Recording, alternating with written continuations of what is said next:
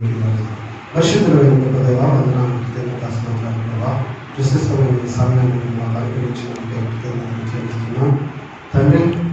ప్రభా మీ వాక్యాలను ధ్యానిస్తుండగా మీరు మా జీవితాల్లో మాట్లాడమని మీరు మాకు నేర్పించి బోధించమని నడవలసిన మార్గాల్లో మీ వాక్యం ద్వారా మమ్మల్ని నడిపించమని మీ చిత్తానికి నన్ను మమ్మల్ని అప్పగించుకుంటూ నిలుచున్న ప్రతి బిడ్డలు తెరవబడిన హృదయాలతో మీ వాక్యాలను స్వీకరించి వాక్యాలను గ్రహించి ప్రభా సత్యాన్ని తెలుసుకొని తండ్రి ఈ వాక్యానికి అనుకూలంగా అనుకరించి జీవించే జీవితాలు అందరికీ దయచేసి ఈ నామాన్ని ఘనపరచుకొని మనం అప్పగించుకుంటూ యేసయ్య నామంలో ప్రార్థించాలని వేడుకుంటున్నాను తండ్రి. ఆమేన్. ఓకే, దేవుని వాక్యాన్ని ధ్యానిస్తామంటే యెషయా గ్రంథం 35వ అధ్యాయము 3-4 వచనాలు నేను చదువుతున్నాను, గమనిస్తాను. సడలిన చేతులను బలపరచుని, తొట్టిలో మోకాళ్ళను దృఢపరచని, తత్తరిల్లు హృదయములతో ఇట్లనుడి, భయపడక ధైర్యముగా ఉండడి.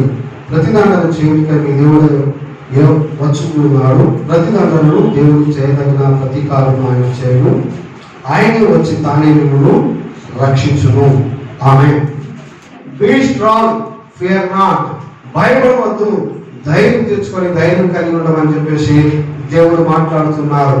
నేనే నా ప్రజలను రక్షిస్తానని ప్రజలతో దేవుడు మాట్లాడుతున్నారు. ప్రియమైనటువంటి వాళ్ళ ఈ రోజుల్లో మనం గమనించినట్లయితే కుటుంబాలుగా కావచ్చు, వ్యక్తిగతంగా కావచ్చు, పట్టణాలు, గ్రామాలు, పల్లెలు అనేటటువంటివి, అదేవిధంగా దేశవ్యాప్తంగా కూడా ప్రజలు అనేటటువంటి వారి యొక్క వైరస్ అనేటటువంటి యొక్క కరోనా వ్యాధితోని దీనికి వ్యాక్సిన్ గురించి ప్రజలు ఎంతో మంది హాస్పిటల్లో ట్రీట్మెంట్ తీసుకుంటూ మరణించడం, అనుదినము కొన్ని లక్షల మంది వ్యాధికి గురవుతున్నటువంటి పరిస్థితుల్లో అదంతటిని వింటూ కళ్ళతో చూస్తూ ఉన్నటువంటి క్రమంలో ప్రజలందరూ కూడా భయం చెందుతూ, ఆందోళన చెందుతూ, గుండె చెందినటువంటి వారుగా ఉంటున్నటువంటి కాలంలో దేవుడు అయినటువంటి వారితో దేవుడు చెప్తూ ఉన్నారు, భయపడకండి, ధైర్యం కలిగి జీవించండి అని చెప్పేసి మాట్లాడుతున్నారు. దేనిని బట్టి ధైర్యం తెచ్చుకోవాలండి?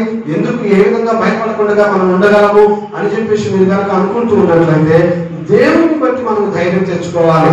మన జీవితంలోకి కష్టాలు వస్తాయి, శ్రమలు వస్తాయి, పరిస్థితులు వస్తాయి. మనం కూడా ఈ లోకంలో ఉంటూ ఉన్నాం. గతంలో మనం నేర్చుకున్నాం, ఈ లోకంలో మీకు శ్రమ కలుగును, ఆయన ధైర్యం తెచ్చుకోమని ప్రభు చెప్పినారు. ఈ లోకంలోనే మనం ఉన్నాము. లోకంలో వచ్చేటటువంటి పరిస్థితులు అన్నింటిలో కూడా మనం కూడా ఉంటాము. కానీ ఆ పరిస్థితులు ఏవి కూడా నీ జీవితంలోకి రాకుండా, ఆ పరిస్థితుల్లో నీవు పతనమైపోకుండా, నీవు నమ్మినటువంటి దేవుడు నిన్ను కాపాడటం, నిన్ను రక్షించడం అనేటటువంటి జరుగుతుంది. హల్లెలూయా. ఎప్పుడైతే యేసుక్రీస్తుని నీ జీవితంలోకి ప్రభుగా రక్షకుడిగా నీవు అంగీకరించినావో, నీవు కేవలం నీ యొక్క గత పాపాల నుంచి విడుదల పొంది నీవు రక్షించబడి చనిపోయిన తర్వాత పరలోకానికి వెళ్ళడం మాత్రమే కాదు దేవుడు నీ కొరకు చేసింది.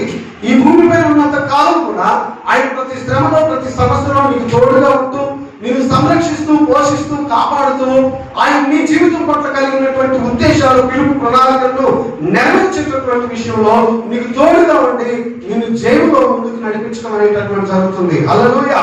ఆయన యేసుక్రీస్తు వారు చనిపోయి తిరిగి లేచిన తర్వాత పరలోకానికి ఆరోహణమవుతూ తన శిష్యులందరితో కూడా సర్వలోకానికి వెళ్ళి సర్వసృష్టికి ఈయన సువార్తను మీరు ప్రకటించదని చెప్పి నమ్మిన వారి కార్యాలు జరుగుతాయని చెప్పేసి ఆయన ఆదేశాలు చెప్పిన తర్వాత మత్తయి సువార్త 28వ అధ్యాయం ఆఖరి వచనంలో 20వ వచనంలో మనం చూడగలం, ఇదిగో యుగ సమాప్తి వరకు సదాకాలం నేను మీకు తోడై ఉన్నాను. ఆమేన్. హల్లెలూయా. ఆయన శ్రమలలో, సమస్యలలో, కష్టాలలో తన ప్రజలను విడిచిపెట్టి విడనాడేటటువంటి వాడు కాదు. ఆ శ్రమంలో, ఆ సమస్యలో ఆయన మనకు తోడై ఉన్నటువంటి దేవుడు. హల్లెలూయా. సదాకాలము నేను మీకు తోడుగా ఉన్నానని చెప్పేసి దేవుడు వాగ్దానం చేస్తున్నారు. కాబట్టి మనం ధైర్యం తెచ్చుకోవాలి. కాబట్టి మనము విశ్వాసంలో నిలకడగా ఉండాలి. దేవుడు ఇక్కడ అంటున్నారు, భయపడక ధైర్యంగా ఉండండి. ఆమేన్. దేవుని బిడ్డలైనటువంటి వారు లోకంలో జరిగే ప్రతి విపత్తులకు, వినాశనాలకు, ప్రతి విధమైన సంఘటనలకు భయపడే వారంగా మనం ఉండకూడదు. దేవుడు వాక్యం అంటుంది, తిమోతికి రాసినటువంటి పత్రికలో పౌలు గారు మాట్లాడుతూ 2వ పత్రిక 1వ అధ్యాయం 7వ వచనంలో, దేవుడు మనకు పిరికితనం కలిగిన ఆత్మను ఇవ్వలేదు, కానీ ఇంద్రియ నిగ్రహమును, శక్తిని, ప్రేమను కలిగినటువంటి ఆత్మను దేవుడు మనకు అనుగ్రహించినారు. హల్లెలూయా. నీవు నేను లోకంలో వచ్చే శ్రమలకు, సమస్యలకు, శోధనలకు, ఇరుకు ఇబ్బందులకు, వ్యాధి బాధలకు భయపడేటటువంటి వారుగా ఉండకూడదు. ఎందుకు అంటే భయపడే ఆత్మను, పిరికితనం కలిగినటువంటి ఆత్మను దేవుడు నీకు, నాకు, మనకి ఇవ్వలేదండి. ఎప్పుడైతే ప్రభువుని నీవు అంగీకరించినావో, నీ జీవితంలోకి యేసయ్యను నీవు ఆహ్వానించినావో, ఆ దినము నుండి దేవుని ఆత్మ నీలో, నీతో నివసిస్తూ ఉన్నారు. అన్ని దేవుని వలన నీకు అనుగ్రహించబడి నీలో నివసించే ఆత్మకు నీవు ఆలయమై ఉన్నావు. హల్లెలూయా. నీలో పరిశుద్ధాత్మ దేవుడు ఉంటున్నారు. లోకము చూడదు, లోకము ఆయనను గ్రహించడు, కానీ నీవు ఎరుగుతూ ఉన్నావు అని చెప్పేసి ప్రభుత్తున్నారు. మనకు తెలుసు మన దేవుని వలన ఇవ్వబడ్డది. మనలో దేవుని ఆత్మ నివసిస్తున్నారు. ఈ యొక్క ఆత్మ పిరికితనం కలిగినటువంటి ఆత్మ కాదు. మరణంలో నుండి క్రీస్తు యేసును పునరుద్ధానంలోనికి జీవంలోనికి తిరిగి లేపినటువంటి యొక్క అదే ఆత్మను దేవుడు మనకు అనుగ్రహించి ఉన్నారు. హల్లెలూయా. కాబట్టి ఈ ఆత్మ కలిగినటువంటి వారుగా ఉండి దేవుడు క్రీస్తు మనకు వాగ్దానం చేశారు, యుగ సమాప్తి వరకు సదాకాలం నీకు తోడై ఉన్నాను. భయపడే వ్యక్తిగా నీవు ఉండకూడదు, ధైర్యంతో మనం ఉండాలి. ఆమె ధైర్యము అనేటటువంటిది అత్యంత ప్రాముఖ్యమైనటువంటిది. ఈ దినాలలో ధైర్యం అనేటటువంటిది ఎక్కడ అమరండి, లేదా భయానికి మెడిసిన్ అనేటటువంటిది లేదు. రోజుల్లో కరోనా వైరస్ కి గత సంవత్సరంలో మనమందరం ప్రార్థన చేసిన ప్రభా ఈ యొక్క వ్యాధి నుంచి విడుదల పొందేటటువంటి యాంటీ వైరస్ మాకు అనుగ్రహించు, వ్యాక్సినేషన్ తయారు చేయండి. అప్పటికి ఇంకా వ్యాక్సిన్ రాలేదు. ప్రభు మహాకృపను బట్టి ఇప్పుడు కొన్ని లక్షల మందికి, కోట్ల మందికి ఈ యొక్క వ్యాక్సినేషన్ వేయడం జరిగింది. ఇప్పుడు కూడా 18 ఏళ్ళ నుంచి 45 సంవత్సరాల వయసు కలిగినటువంటి వారందరికీ దేశంలోని ప్రతి ఒక్కరికి కూడా వ్యాక్సినేషన్ ఇవ్వడం వరకు ప్రభుత్వం నాయకులు సంసిద్ధం చేయడం అనేటటువంటి జరుగుతూ ఉన్నది. దేవునికి స్తోత్రం. అటువంటి గొప్ప జ్ఞానం కలిగినటువంటి వారిని, నైపుణ్యత కలిగినటువంటి వైద్యులను, ఈ యొక్క సైంటిస్టులను ప్రభు మనకి ఇచ్చినందుకై. అయితే గమనించండి, భయము అనేటటువంటి దానికి ఈ యొక్క మెడిసిన్ అనేటటువంటిది లేదు. ధైర్యము ఎక్కడ అమ్ముతారండి? కొనుక్కోవడం కొరకు అని చెప్పేసి మనం అనుకోవచ్చు. ఈ రోజు చూస్తేనంట ప్రజలు చూస్తున్నప్పుడు 95%, మన వాళ్ళకి 85% అన్నారు, 95% మంది వైరస్ తో కాదు వారు మరణిస్తా ఉంది, భయంతో మరణిస్తూ ఉన్నారంట. కొన్ని దేశస్తులకి ఈ యొక్క కరోనాతో చనిపోయినటువంటి వారికి పోస్ట్ మార్టం చేయడం కొరకు వారికి అనుమతించినప్పుడు డెడ్ బాడీస్ ని వాళ్ళు పోస్ట్ మార్టం చేసినప్పుడు అందులో వైరస్ తో కంటే కూడా వారు మరణించినటువంటి వైరస్ తోనే మరణించినారని చెప్పేసి అన్నటువంటి వారి యొక్క శవాలను మీరు పరీక్ష చేసినప్పుడు జరిగిన విషయం ఏంటంటే వాళ్ళ బాడీస్ లో ఒక రకమైనటువంటి పాయిజన్ వారు కనుగొన్నారంట. ఎక్కడి నుంచి వచ్చింది ఈ విషయం అని అంటే కరోనాతో వచ్చినటువంటి విషయం కాదని భయంతో వారి శరీరమే ఆ యొక్క విషయాన్ని ఉత్పత్తి చేసి ఆ పాయిజన్ తో వాళ్ళు చనిపోయినారంట. ఎప్పుడైతే మన శరీరం అనేటటువంటిది, మన హృదయాలలో, మన మనసులో భయము అనేటటువంటిది గుండె చెదిరిపోయి భయంతో ప్రజలు ఉంటారో అది మన శరీరంలో ఒక విషయంలాగా మారిపోయి శరీరాన్ని ఆ భయం చంపేయటం అనేటటువంటి జరుగుతుంది. భయంతోనే కొన్ని ఇప్పటికి 190% మంది ప్రజలు అయినటువంటి వారు మరణిస్తూ ఉన్నారు.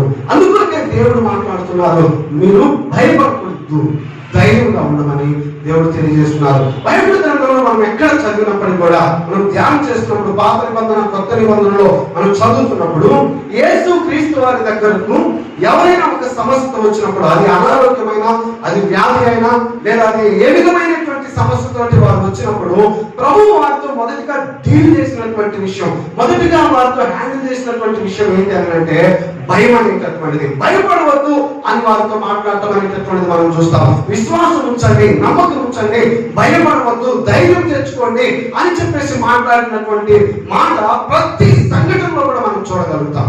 ఆమేన్. రండి బైబిల్ గ్రంథంలో కొన్ని విషయాలు మనం గమనిస్తాం. 91వ కీర్తన 15వ వచనాన్ని మనం చదువుదాం. అతడు నాకు మొరపెట్టగా నేను అతనికి ఉత్తరం ఇచ్చేదను, శ్రమలో నేను అతనికి తోడై ఉండేదను, అతనిని విడిపించి అతనిని గొప్ప చేసేదను. హల్లెలూయా. దేవుడు ఇక్కడ మాట్లాడుతున్నారు. అతడు మొరపెట్టగా అతనికి ఉత్తరం ఇస్తాను, అతనికి తోడై ఉంటాను, అతనిని విడిపిస్తాను, అతనిని గొప్ప చేస్తాను. ఎవరు అతడు? ఎవరి గురించి మాట్లాడుతూ ఉన్నారు ఇక్కడ దేవుడు అని చెప్పేసి మనం గమనించినట్లయితే మొదటి 2వ వచనంలో రాయబడి ఉంటుంది, మహోన్నతుని చోటను నివసించువాడే, సర్వశక్తిని నీడను విశ్రమించువాడు, ఆయనే నాకు ఆశ్రయము, నా కోట, నేను నమ్ముకును, నా దేవుడు అని నా దేవుడి గురించి తెలియజేస్తానని చెప్పేసి భక్తులు మాట్లాడుతూ ఉన్నారు. ఎవరైతే దేవుడిని, యేసుక్రీస్తు వారిని తమ రక్షకుడిగా, ప్రభువుగా అంగీకరించి ఆయన యందు విశ్వాసం ఉంచుతారో, ఆయనను ఆశ్రయిస్తారో, ఆయనను ఆధారంగా చేసుకొని జీవిస్తారో, ఆయన ఏమవుతారంట? ఆయన మహోన్నతుడైనటువంటి దేవుడు, సర్వశక్తి కలిగినటువంటి దేవుడు, ఆయన సమస్తమును సాధ్యం చేయగలిగినటువంటి వారు అవుతున్నారు. అయితే ఆ దేవుని ఆశ్రయించినప్పుడు, ఆ దేవుని ఆధారంగా చేసుకున్నప్పుడు, ఆ దేవుని యందు విశ్వాసం విశ్వాసాన్ని, నమ్మకాన్ని ఉంచినటువంటి ఆ వ్యక్తిని గురించి మాట్లాడుతున్నారు. చాలాసార్లు ఇక్కడ కింద ఇవ్వబడినటువంటి వాగ్దానాలని చాలా గృహాల్లో కానివ్వండి, స్టేటస్లో కానివ్వండి, వాగ్దానాలు పెట్టుకోవడం అనేటటువంటి జరుగుతుంది. కానీ నిజంగా మనం దేవుని ఆశ్రయించినామా?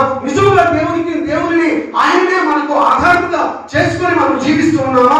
ఆయన నమ్మకాన్ని, విశ్వాసాన్ని కలిగి, ఆయన మాటలకు విధేయత కలిగి విశ్వాసంలో జీవించే వారమేనా అనేటటువంటిది మనం పరీక్షించుకోవాలి. ఇక్కడ ఏమంటే వాగ్దానాలు అన్ని కూడా మాట్లాడుతూ దానికి ముందుగా చెప్తున్నటువంటి ఒక కండిషన్, దేవుని మహోన్నతుని చాటుగా వచ్చినటువంటి వ్యక్తి అంట.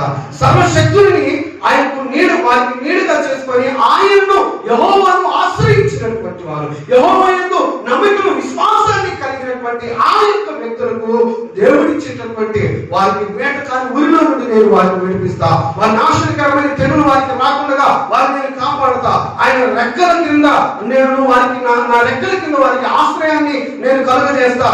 నీవు చీకటిలో సంచరించే తెగులుకి, అపాయానికి భయపడే వ్యక్తిగా వారు ఉండరు.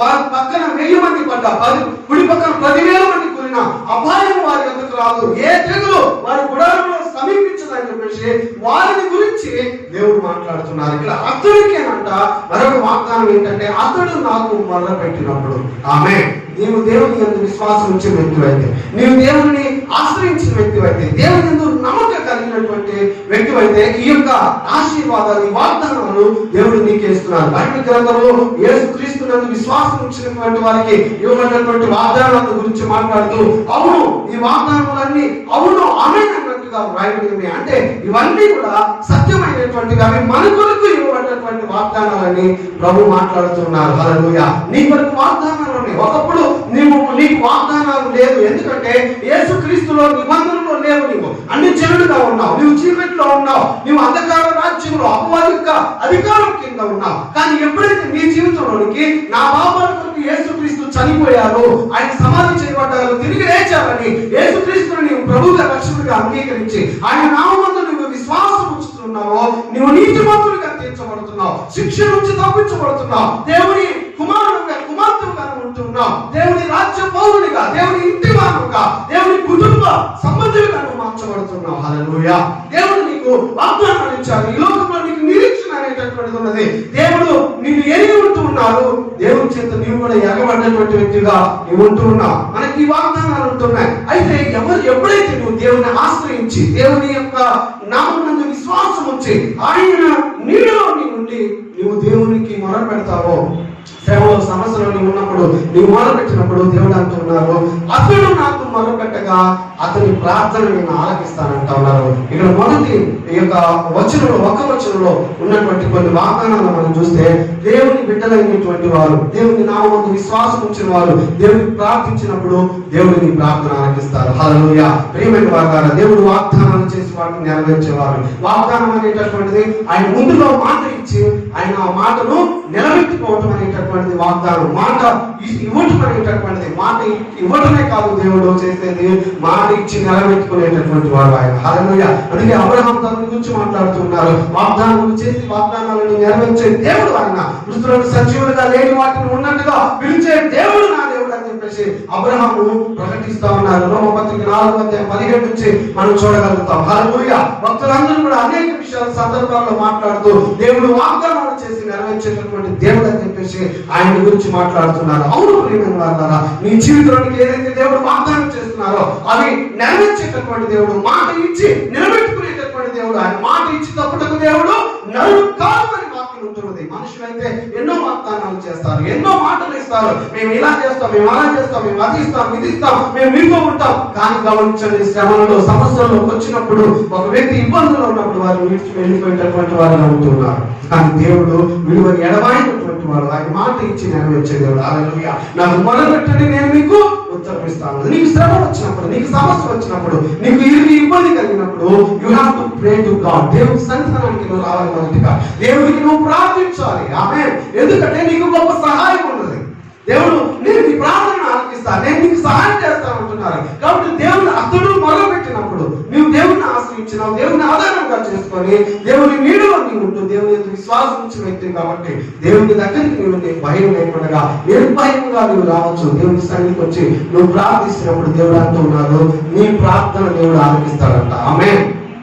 చాలాసార్లు మనలో కొన్ని అనుమానాలు ఉంటాయి. నా ప్రార్థన కూడా దేవుడు ఆలకిస్తారా? నా మనవిని కూడా దేవుడు అంగీకరిస్తారా? నేను చేసే ప్రార్థన దేవుడు వింటారా? పాస్టర్లు, రెవరెంట్లు, డాక్టర్లు చేసేటటువంటి ప్రార్థనలు, బిషప్లు చేసే ప్రార్థనలు ప్రభు వింటారేమో అని చెప్పేసి ప్రతి ప్రేయర్ టవర్కి ఫోన్లు చేస్తుంటారు. మొదటిగా నువ్వు ప్రార్థించింది ప్రార్థన దేవుడు ఆలకిస్తానని వాగ్దానం చేస్తున్నారు. హల్లెలూయా. ఆయన ఆలకించడమే కాదు, ఎన్నో మాట అంటూ ఉన్నారు, నేను అతనికి ఉత్తరం ఇచ్చాను. ఆమేన్. పట్ల ఓర్పు కలిగి నీ యొక్క మనల్ని నేను ఆలకిస్తానంటా ఉన్నారు. ఆమేన్. భక్తులైనటువంటి వారు, తన బిడ్డలైనటువంటి వారు ఆపదల్లో, శ్రమంలో ఉండి దేవుని సన్నిధానానికి వచ్చి ప్రార్థించినప్పుడు ఆకాశం నుంచి ఆయన ప్రార్థన ఆలకించినట్ట. ఆమేన్.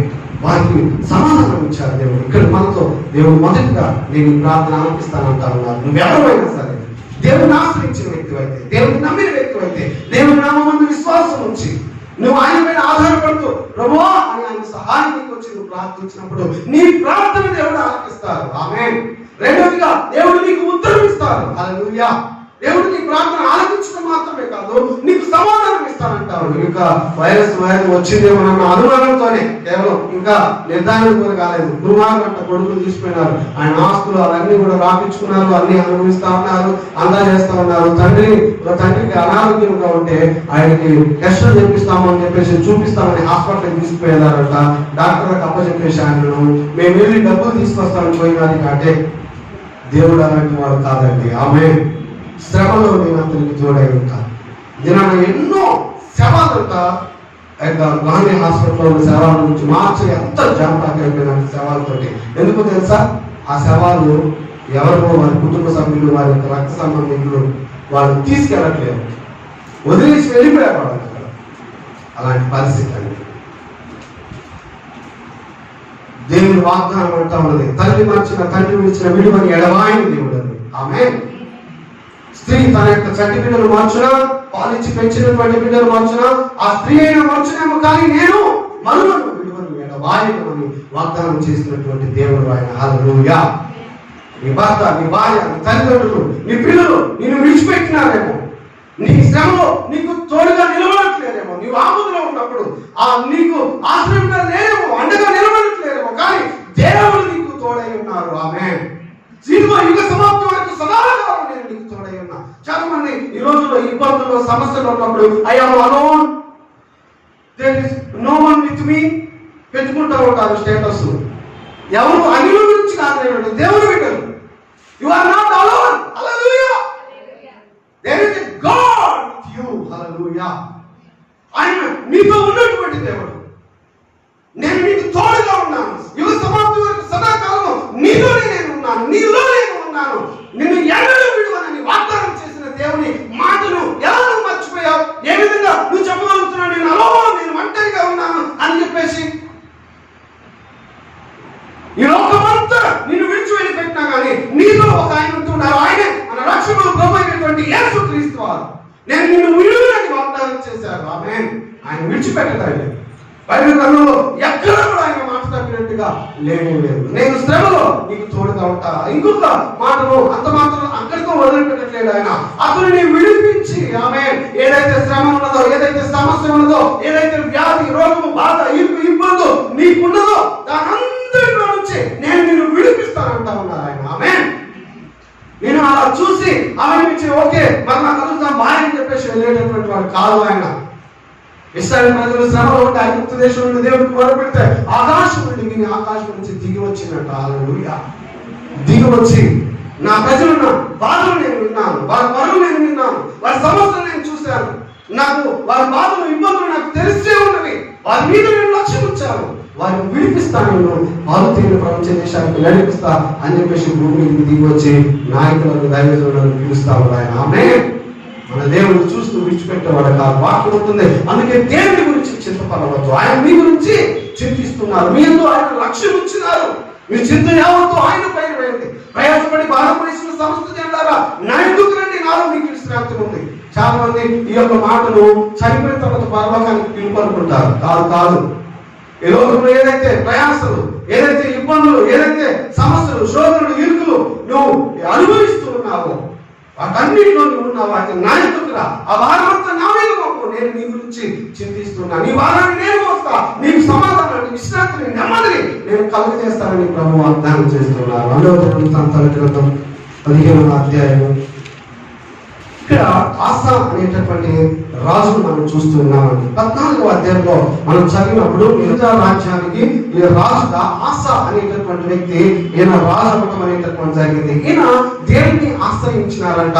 దేవుడిని ఆశ్రయించడం బట్టి మనం చదివితే 14వ అధ్యాయం అంతట్లో కూడా దేవుడిని ఆశ్రయించడం బట్టి దేవుడు ఆ ప్రజలందరికీ కూడా నెమ్మది కలుగు చేసినారు. దేవుడిని ఆశ్రయించిన వారికి దేవుని యొక్క నెమ్మది ఉంటుంది, దేవుని యొక్క సమాధానం ఉంటుంది. వారికి సమస్యలు, ఇబ్బందులు, కష్టాలు వస్తూ ఉండవచ్చు, కానీ అది దేవుడు వారి పక్షం కాబట్టి వారికి విడుదల కలుగు చేయడం అనేటటువంటి జరుగుతుంది. దేవుని నువ్వు ఆశ్రయించినప్పుడు, దేవుని ఆధారంగా చేసుకున్నప్పుడు, దేవుని యొక్క విశ్వాసానికి ఉంచి దేవుని యొక్క నీడలోనికి నువ్వు వచ్చినప్పుడు, దేవుని యొక్క కాపుదల, భద్రత, దేవుని యొక్క ఆ యొక్క విడుదల, విమోచన అనేటటువంటిది నీ జీవితంలో ఉంటుంది. గొప్ప నెమ్మది రాజ్యం అంతటిలో ఉన్నదంట. అకస్మాత్తుగా ఒక రోజు 9వ వచనం చదివితే 14వ అధ్యాయము, కూషీయుడైనటువంటి జరాహు వారి మీద దండెత్తి 1000 సైన్యమును 300 రథములను కూర్చుకొని బయలుదేరి మారిష వరకు రాగా, ఈ యొక్క యూదా రాజుపైకి, యూదా రాజ్యం పైకి ఈ యొక్క కూషీయుడైనటువంటి జరాహు అనేటటువంటి రాజు తన యొక్క రాజ్యం అంతటితోటి 1000 సైన్యాన్ని వేసుకొని దీన్ని సమర్చాలి, మట్టు పెట్టాలని చెప్పేసి ఈ యొక్క ప్రజలను, ఈ యొక్క యూదా రాజ్యాన్ని చుట్టుముట్టడం అనేటటువంటి జరిగింది. అయితే ఇక్కడ గమనించండి, ఈ యొక్క ఆశ కూడా రాజు, ఆయనకి రాజ్యం ఉన్నది, ఆయనకి సైన్యం ఉన్నది, ఆయనకి గుర్రాలు ఉన్నాయి, ఆయనకి రథం ఉన్నది. కానీ అయితే వీటన్నిటిని తీసుకొని వెళ్ళిపోలేడండి యుద్ధానికి. రాజు వచ్చి ప్రార్థన చేస్తున్నారు. 11వ వచనం చదువుదాం, గమనించండి. ఆశ తన దేవుడైన యెహోవాకు మొరపెట్టి, యెహోవా విస్తారమైన సైన్యం చేతిలో ఓడిపోకుండా బలము లేని వారికి సహాయం చేయుటకు నీకన్నా ఎవరునూ లేరు. మా దేవా యెహోవా మాకు సహాయం చేయము, నిన్నే నమ్ముకొని ఉన్నాము, నీ నామమును బట్టి ఈ సైన్యమును ఎదురించుటకు బయలుదేరి ఉన్నాము. యెహోవా నీవే మా దేవుడవు, నరమాత్రులను నీ పైన జయమందనీయమని ప్రార్థింపగా యెహోవా ఆ కూషీయులను ఆశ ఎదుటను, యూదా వారి ఎదుటను నిలవలేక వారిని మోచినందున వారు పారిపోయింది. దేవుని ఆశ్రయించినటువంటి వ్యక్తి 1000 సైన్యముతోటి యొక్క శత్రువులు దండెత్తి వచ్చినారంట. అంటే తనకు శక్తికి మించినటువంటి ఆ యొక్క పోరాటం అనేటటువంటిది వచ్చింది. తన యొక్క సామర్థ్యానికి మించినటువంటి శత్రువులు తన మీదకి రావడం అనేటటువంటి జరిగింది. అయితే నా కాడ బలం లేదా, నాకున్న బలంతో నేను పోరాడతా, నాకు గుర్రాలు, రథాలు ఉన్నాయి, నాకు సైన్యం ఉంది కదా అని వెళ్ళలేడు. దేవుని దగ్గరికి వస్తా ఉన్నాడు. ఆమె దేవుని సన్నిధిలో ప్రార్థిస్తూ ఉన్నాడు. ప్రార్థన అనేటటువంటిది దేవుడిని ఆశ్రయించటం, ప్రార్థన అనేటటువంటిది దేవుని మీద ఆధారపడటం, ప్రార్థన అనేది దేవుని యొక్క సహాయాన్ని వేడుకోవటం అనేటటువంటిది. ఎప్పుడైతే దేవుని దగ్గరికి మనం వస్తామో, దేవుడు అంటున్నారు, నా యొద్దకు మీరు రండి, మీ యొద్దకు నేను వస్తానంటాను. హల్లెలూయా. ఆయన యొద్దకు వచ్చిన వారికి ఆయన తప్పక సహాయం చేసేటటువంటి వారు ఉంటున్నారు. ఆశ ఎప్పుడు చిన్న ప్రార్థన అండి. ఈ ప్రార్థన ఎంత అద్భుతంగా ఉందో చూడండి. ఈ రోజుల్లో చాలా మంది ప్రజలు అనేటటువంటి వారు తమ శక్తికి మించినటువంటి సమస్యలు, పోరాటాలు వచ్చినప్పుడు వారి డబ్బును ఆశ్రయంగా చేసుకుంటున్నారు. ఈ రోజుల్లో ఉన్నటువంటి సమస్య నుంచి ప్రజలను డబ్బు కాపాడుతుందా అండి? డబ్బు మనకి కావాలి, కానీ డబ్బు నీ ఆధారం కాకూడదు. కానీ డబ్బు నీవున్న వ్యాధుల నుంచి, బాధల నుంచి, సమస్యల నుంచి, ఈ యొక్క శత్రువు నుంచి నిన్ను విడిపించలేదు. ఒక వ్యక్తి వేరే దేశంలో మరణించారంట, కరోనా వైరస్ తోటి మరణించిండు. అతని స్నేహితుడికి లెటర్ రాసిస్తే అతనికి ఆ డబ్బంతా తీసుకెళ్లి ఆ యొక్క వీధులను దాన్ని చెప్పమన్నప్పుడు ఆ వీడియో చాలా వైరల్ అయిపోయింది. ఆ యొక్క డబ్బంతటి డాలర్స్ ని తీసుకొచ్చి ఆ డబ్బంతటిని కూడా వీధుల్లో ఇట్లా విసిరేస్తా ఉన్నాడు. కట్టాలు డబ్బంది కొన్ని 300 రూపాయలు. ఎందుకు? ఆ డబ్బు తన ప్రాణాలు కాపాడలేకపోయింది. ఈ రోజు కూడా చెప్తున్నారు, ఎంతో మంది ఎన్ని లక్షలు ఖర్చు పెట్టినామంటే అయినా మనకి దక్కలేదు. అంటే దాని అర్థం ఏంటి? డబ్బు నిన్ను కాపాడట్లేదు. మరి ఎవరు కాపాడతారు? దేవుడు నిన్ను కాపాడతారు. హల్లెలూయా. బలతం ఎంతో మంది, మాకు మంది బాగున్నారండి, మా ఇంటి పేరు కూడా మొత్తం, మా ఊరంతా మీద ఒక వాడంతా మాదే కాపాడుతున్నారండి. చనిపోతే ముట్టుకోవడానికి కూడా దగ్గరకు రావట్లేదు. ఎక్కడ నీ బలం? బలం విషయానికి వస్తేనా, నిన్ననే ఒక వీడియో వచ్చింది. ఒక వ్యక్తి ఆయన బలాంజుడు, అని మొత్తం ఒక ట్రోఫీ పొందుకున్నాడు. కండల వీరులు మొత్తం ఈ యొక్క మన దేశంలోనూ మన తెలంగాణ తెలియదు కానీ సో ఆ వ్యక్తి ఛాంపియన్ అనమాట, బాడీ బిల్డర్. నిన్న కరోనా వైరస్ తోటి చనిపోయాడు. అంటే ఆయన కండలు, ఆయన బలం అనేటటువంటిది కరోనాని నుండి అతన్ని కాపాడలేకపోయింది. ఎక్కడ నీ బలం? నీ బలం నిన్ను కాపాడట్లేదు, నీ డబ్బు నిన్ను కాపాడట్లేదు, నీకున్న బలము నిన్ను కాపాడట్లేదు. దేవుని సన్నిధానానికి రావాలి, దేవునికి నిన్ను అప్పగించుకోవాలి, దేవుని ఆశ్రయించాలి, దేవుని ఆధారంగా చేసుకోవాలి. ఆమె దేవుడే మాకు దిక్కు, దేవుడే మాకు సహాయం. ఇక్కడ ఆశ ప్రార్థన చేస్తా ఉన్నాడు. 1000 సైన్యం వచ్చినారంట తన మీదకి. ఆయన వచ్చినప్పుడు యెహోవా అని ఆయనకు మొరపెడుతూ విస్తారమైన సైన్యం చేతిలో ఓడిపోకుండా బలము లేని వారికి సహాయం చేయటకు నీకన్నా ఎవరు లేరు. ఆమేన్. యేసయ్య కంటే సహాయం అనేటటువంటిది చేసేవారు ఈ లోకంలో ఎవరు లేరండి. ఇంకా ఆయన మాట్లాడుతున్నారు, మా దేవా యెహోవా మాకు సహాయం చేయము, నిన్నే నమ్ముకొని ఉన్నాం. నిన్ను కూడా నమ్ముకోలే చాలా మంది. వాళ్ళు వీళ్ళలో ఈయన కూడా మేము నమ్ముతున్నాం అండి. వాళ్ళలో అక్కడ కాదు, నిన్నే నేను నమ్ముకున్నా. ఆమె డబ్బుని, బలగాన్ని అన్నింటినీ నమ్ముకున్నా. ఈయన కూడా నమ్ముకున్నా. ఈయన కూడా ఏమైనా చేస్తాడేమో చూద్దాం. లేదు, నిన్నే నేను నమ్ముకున్నా. ఆమె అది నమ్ముకోవటం అంటే, అది ఆధారపడటం అంటే, అది ఆశ్రయించడం అంటే. అన్నింటిలో ఒకటిగా లేడు ఆయన. ఆయన మాత్రమే నీవే సహాయకుడు, నీవే దిక్కు, నీకంటే ఎవరు లేరు ప్రభాయిగా, నీవే దేవుడు. ఆమేన్ అని దేవుడిని ఆశ్రయించేందు ఆయన ఆ విధంగా ప్రార్థన. నిన్నే నమ్ముకొని ఉన్నావు, నీ నామాన్ని బట్టే. ఆమేన్. దేవుని బట్టండి ధైర్యం, నీ బలాన్ని బట్టి, నీ డబ్బుని బట్టి కాదు, యేసు నామాన్ని బట్టి. ఆమేన్. యేసు నామములో ప్రతిదీ తలవంచవలసిందే. హల్లెలూయా. అది వ్యాధైనా, రోగమైనా, అది ఏ శ్రమైనా, శత్రువైనా, ఏది ఏమైనా యేసు నామములో ప్రతిదీ మోకరిల్లవలసిందే. యేసు ప్రభువుని ప్రతిదీ ఒప్పుకోవాల్సిందే. ఆమేన్. నీ నామమును బట్టి ఈ సైన్యం ఎదిరించడానికి బయలుదేరినాము, నీవే మా దేవుడు అని ప్రార్థిస్తే దేవుడు ఏం చేసినారండి? యెహోవా వారిని మొత్తటాన్ని బట్టి వారి ఎదుటి నుంచి వారు పారిపోయారంట. హల్లెలూయా. వారి ఎదుట శత్రువులు లేరు. దేవుడు మనల్ని కాపాడేటటువంటి కింద మాట్లాడుతున్న 15వ అధ్యాయం 7వ వచనంలో, కాగా మీరు బలహీనులు కాక ధైర్యము వహించుని మీ కార్యము సఫలమగును. బలహీనులు కావద్దు, మీరు ధైర్యం తెచ్చుకోమని చెప్తాను. ఆమె ఈ యొక్క శ్రమలను బట్టి, ఈ శత్రువులను బట్టి, ఈ సైన్యాన్ని బట్టి, ఈ తెగులు, ఈ వ్యాధుల బాధలను బట్టి 14వ వచనంలో శ్రమలో ఉన్నారంట వాళ్ళు. అయితే వారు చేసిన దోషాలు, అపరాధాలను బట్టి వాళ్ళు ఆ విధమైనటువంటి పరిస్థితులకు అప్పగించబడ్డప్పుడు దేవుడు మాట్లాడుతూ ఉన్నారు, బలహీనత కావద్దు, ధైర్యం తెచ్చుకోండి అని చెప్పేసి ప్రభు మాట్లాడినప్పుడు 8వ వచనంలో ప్రవక్త ద్వారా దేవుడు మాట్లాడినప్పుడు 8వ వచనంలో గమనిస్తాం. ప్రవక్త అయిన ఓదేకు ప్రవచించిన ఈ మాటలు ఆశ విన్నప్పుడు అతడు ధైర్యం తెచ్చుకొని యూదా, బెన్యామీనుల దేశమంతటి నుండి ఎఫ్రాయిము మన్యంలో తాను పట్టుకుని పట్టణంలో నుండి హేయములైనటువంటి విగ్రహాన్ని తీసివేసి దేవుడికి బలపీఠం కట్టించారు. ఆమె ఇక్కడ అంతకుముందు జరిగిన విషయం ఏంటి అనంటే, వీళ్ళు దేవుని బలిపీఠాలు లేవు, అక్కడ విగ్రహాలు అనేటటువంటి వాటిని ఆశ్రయించినటువంటి వారు ఉంటున్నారు. దాన్ని బట్టి తెగులు అనేటటువంటివి యొక్క గమనించండి. తెగులు ఇవన్నీ స్వయంకృత అపరాధాలు, మన దోషాలు, మన పాపాలు, మన యొక్క అపరాధాలను బట్టి మన మీదికి వచ్చినటువంటి విషయాలు. దేవుడు తీసుకొచ్చి నాశనం, దేవుడు ఎవరిని కూడా నాశనం చేసేవాడు కాదు. దొంగతనము, హత్య, నాశనం చేయటం తప్ప దేనికి రాడు. అపవాది గర్జించు సింహం వలె ఎవరు మింగుతున్నారని తిరుగులాడుతూ ఉంటారు. అయితే దేవుడు ఎప్పుడు అనుమతిస్తారంటే, దేవుడిని ఆశ్రయించినప్పుడు. విగ్రహం అనేటటువంటిది ఏదో ఒక కంటికి కనబడేటటువంటి దాన్ని తీసుకొచ్చి పెట్టి మొక్కటమే కాదు. దేవుని స్థానంలో నువ్వు డబ్బులు కావచ్చు, కుటుంబ వ్యక్తులు కావచ్చు, భార్య, భర్త, పిల్లలు, ఇంకా వేరే ఉద్యోగము, వ్యాపారము, డబ్బు, వేరే ఏదైనా దేవుని స్థానాన్ని తీసుకున్నటువంటి ప్రతిది కూడా దేవుని దృష్టిలో విగ్రహమే.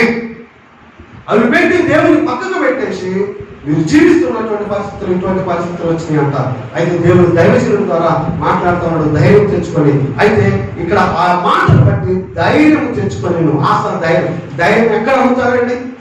ధైర్యం ఏ మెడికల్ షాప్ లో ఉండదు. భయానికి విరుగుడు అనేటటువంటిది ఏ మెడిసిన్ కూడా తయారు చేయబడలేదు. దేవుని వాక్యము ఔషధము వంటిది. హల్లెలూయా. దేవుని వాక్యము నీకు ధైర్యాన్ని ఇస్తుంది. దేవుని వాగ్దానాలు నీకు నిరీక్షణ కలుగజేస్తాయి. దేవుని వాక్యము, దేవుని వాగ్దానాలు భయము, ఆందోళనను నీలో నుంచి తీసివేస్తాయి. మార్చివేసి దేవుని యందు విశ్వాసాన్ని, వాగ్దానాల పైన నీకు నిరీక్షణను కలుగజేస్తాయి. ఆమేన్. అందుకొరకే దేవుని వాక్యాన్ని చదవాలి, దేవుని దగ్గరికి నువ్వు రావాలి, దేవుని వాక్యాన్ని చదవాలి.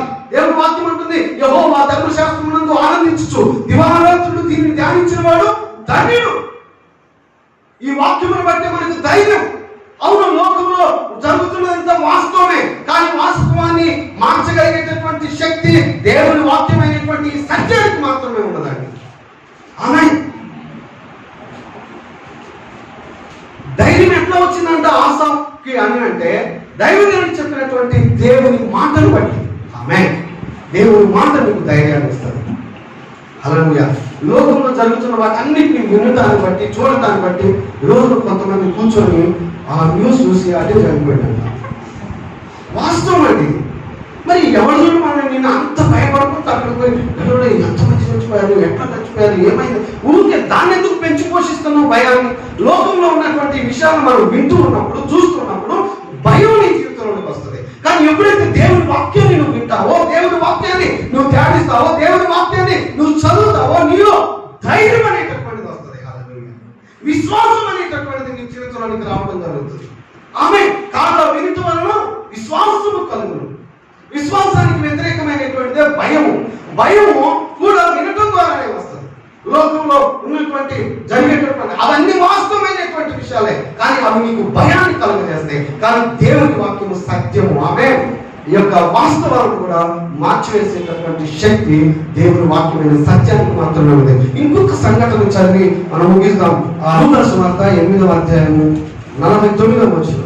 ఆయన ఇంకనూ మాట్లాడుచుండగా సమాజ మందిరపు అధికారి ఇంట నుండి ఒకడు వచ్చి, నీ కుమార్తె చనిపోయినది, బోధకుని శ్రమ పట్టవద్దని అతనితో చెప్పాను.